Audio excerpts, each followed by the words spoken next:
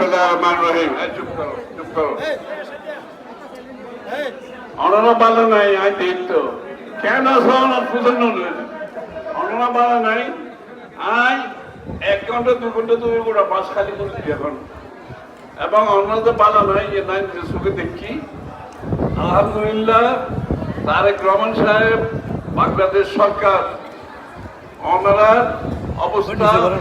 পুরোপুরি ব্যাখ্যা জানে ওনারা কি অসুবিধা আছে একটা লেভেলে আইন নিজে এসে সাইবেল নাই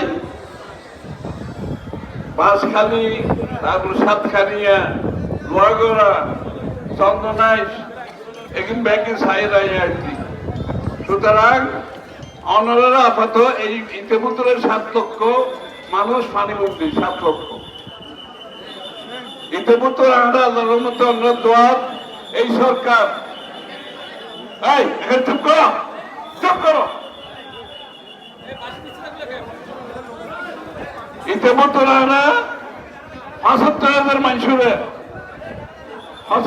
মানুষের আরা খানা মিলে দিই শুষ্ক খানা চোল ডাল ডাল দিই 40,000 মানুষের রান্না করে খাবাই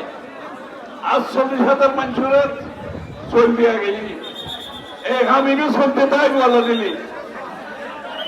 ইটার পরে পুনর্বাসন কৃষক 20 টিন বাড়িঘরের নাই আল্লাহর মতো পুনর্বাসন আসাম হইব একটা ধৈর্য করিবেন সহযোগিতা করিবেন আল্লাহর মতে এদের জনগণের নির্বাচিত সরকার আর বাঁশখালীর মানুষ ওনারা জাফর ইসলাম চৌধুরীর বহুত সমর্থন দিয়ে জাফর ইসলাম চৌধুরীর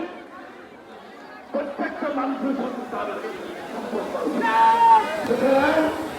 আমার দায়িত্ব বাংলাদেশ জাতীয়তাবাদী দলের দায়িত্ব তারেক রহমান সাহেবের দায়িত্ব আমরা বেগুনের অনরার পাশে থাকবো ইনশাআল্লাহ আমরা চেষ্টা করতাম অনরার ক্ষয়ক্ষতি যেতে সম্ভব ব্যাগ তো থাকতাম না ওই তো লাভ নাই ব্যাগ থাকতাম না যেতে সম্ভব আরো অনরার পাশে থাকবে চেষ্টা করতাম এবং ইনশাআল্লাহ আশা করি ক্রমান্বয়ে একটা ধৈর্য ধরলি আর আস্তে আস্তে বাড়ি ঘর কৃষকর এই বীজ সার ব্যাগিন মিলিয়ে অনরার পাশে থাকি অনরার সহযোগিতা করিবার চেষ্টা করছেন অনার ব্যাগ তো করিবেন সালাম আলাইকুম।